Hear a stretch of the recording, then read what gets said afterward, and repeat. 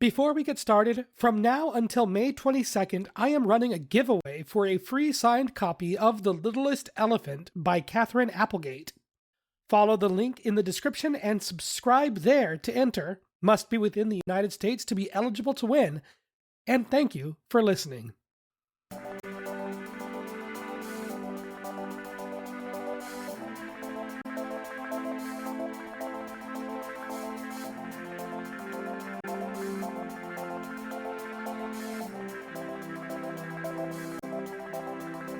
Welcome to the Book Faire Podcast. My name is Anthony, and this week we have the launch of a new middle grade series, a powerful teen nonfiction release, and lawsuits levied against a California school district for alleged anti-LGBTQ policies. Coming this Friday, we will have an interview with Dr. Claire Freeland and Dr. Jacqueline Toner, authors of What to Do When It's Not Fair.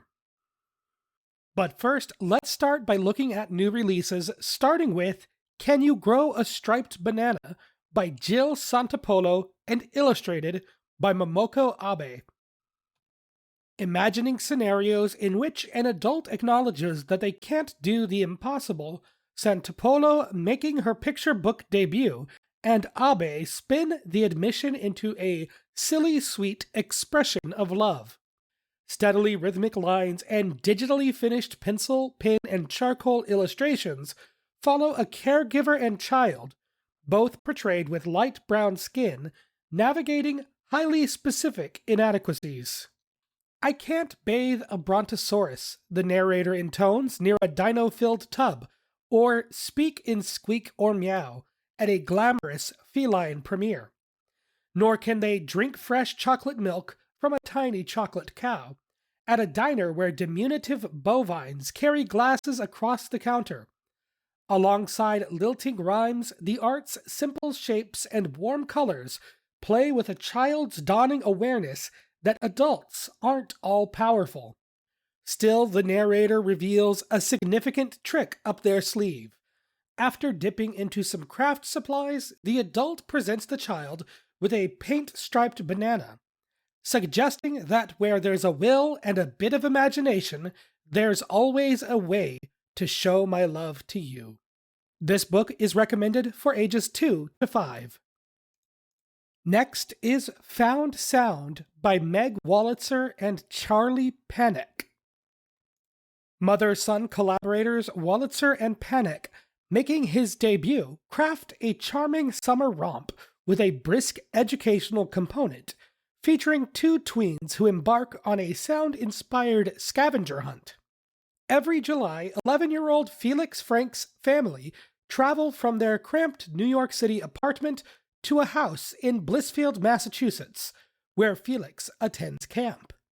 But when a septic tank mishap cancels camp the summer after his older brother Dylan leaves home, Felix dreads having nothing to do and no one to spend time with.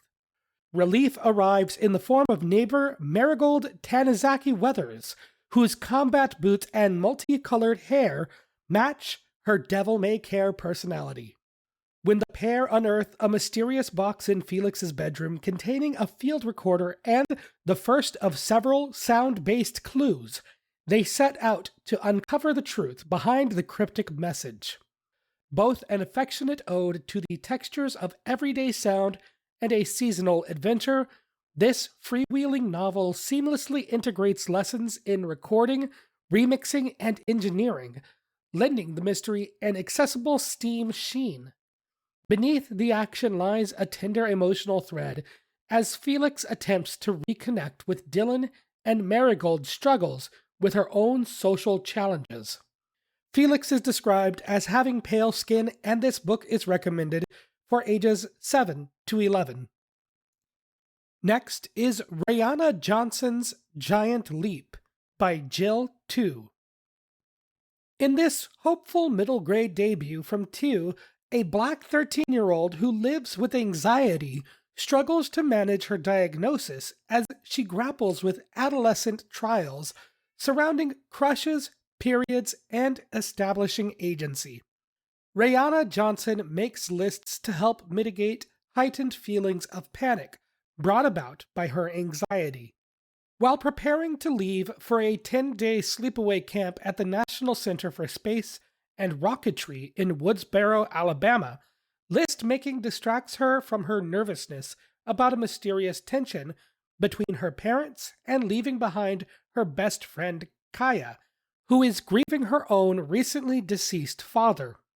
At camp, Ray determines to pass the program's challenging final mission, the reward being a coveted NASA bomber jacket. But mishaps leading up to the test, including getting her first period and contending with arrogant peer Travis, jeopardize her success. And even as Ray befriends her bunkmates and learns how to be a team player, she finds that her lists aren't always enough to ferry her through the unexpected. Ray's notes punctuate significant plot beats, offering humor that lightens the protagonist's earnest and urgently rendered attempts to navigate intense moments and follow her passion. This book is recommended for ages 8 to 12. Next is The Genie Game by Jordan Ifueko. Ifueko blends corporate dystopia, climate satire, and cinematic flair to launch a daring, high-concept series that recalls Black Mirror. Self-proclaimed future-feared and fabulous film director Valentine Adesanya, 13, lives in drought-stricken Los Angeles, a city with holographic palm trees, technicolor wildfires, and jellyquakes.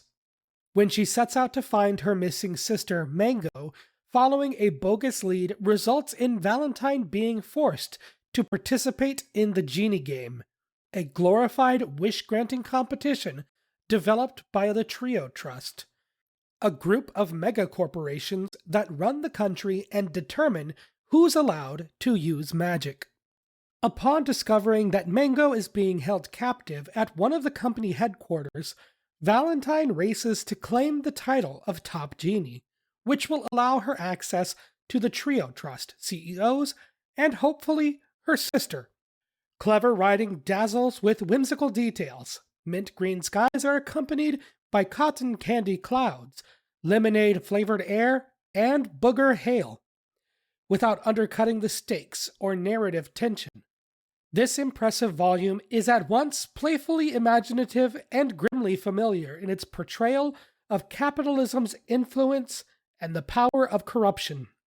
Main characters are racially diverse, and this book is recommended for ages 10 to 14. Next is Gods and Comics by Kat Cho, with illustrations by Robin Har. A Korean-American high schooler moonlighting as a webtoon artist finds her meticulously planned future upended when her fictional creations inexplicably come to life in this epic fantasy adventure by Cho. Though 17-year-old Floridian Grace dreams of pursuing a career in medicine, her panic attacks, exacerbated by her doctor father's high expectations, make her goals feel impossible to attain. Following her grandmother's death, Grace starts a webcomic based on the Korean myths Halmeoni used to tell her. Under a pseudonym, Grace creates Sun God, a fantasy romance series about Haemosu, a powerful deity cursed to attend mortal high school. When Haemosu one day materializes from the comic, he requests Grace's help in returning him to his celestial homeworld. As fantasy and reality intertwine, Grace contends with real feelings of her fictional protagonist, as well as the arrival of Haemosu's sworn enemy, and his plot to destroy humankind. Cho seamlessly weaves elements of historical Korean myth into contemporary settings and action-packed sequences. Human issues of racial microaggressions, grief, and anxiety take center stage amid godly conflicts, making for a fresh and richly layered K-drama-esque romantasy. This book is recommended for ages 12 and up. And the final title this week is The Fight of Our Lives, AIDS in America by Gabriel Duckles and David Levithan. Debut author Duckles teams up with Levithan to deliver an emotionally resonant portrait of the AIDS epidemic in the U.S., compiling profiles of key figures from the era, first-hand experiential accounts, archival reportage, and narrative poetry across non-linear chapters. The creators accessibly detail the impact of the virus, highlighting both the intensity of its influence on society and culture, as well as important aspects of its history and present-day status.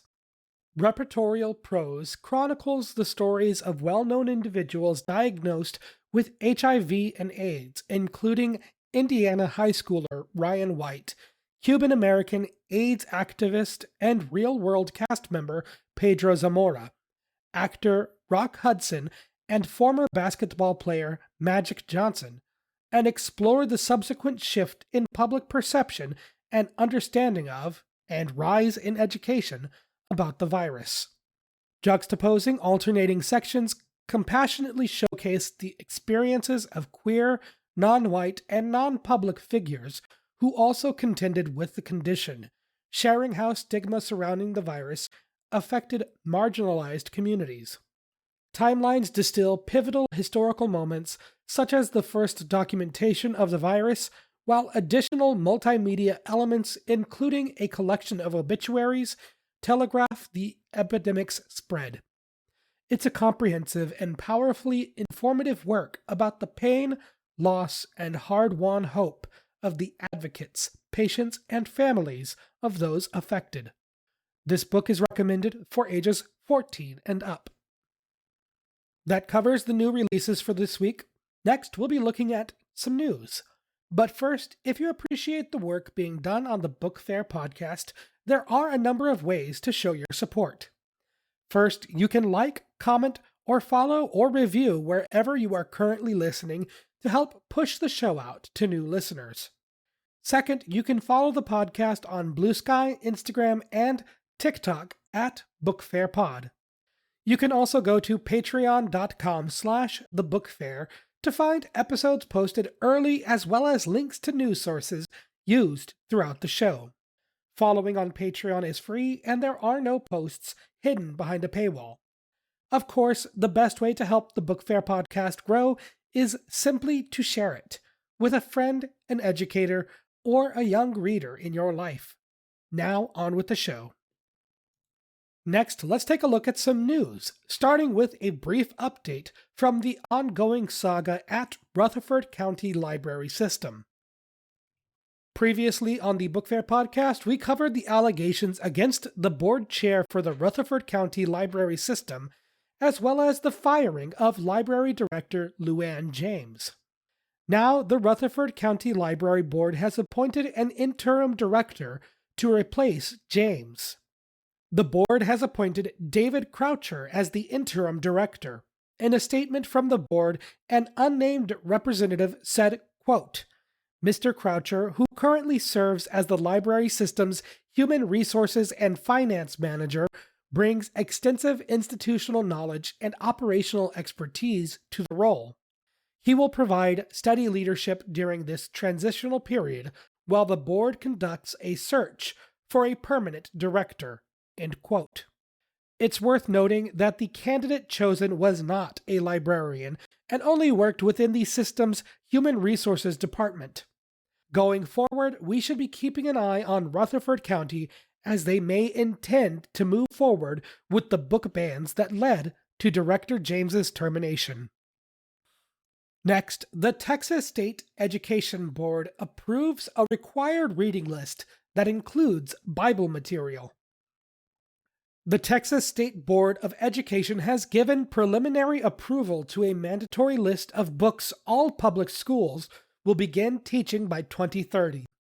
This list had been revised from over 300 titles covering K-12 and included many favorites for each grade, as well as including religious texts, such as The Parable of the Prodigal Son.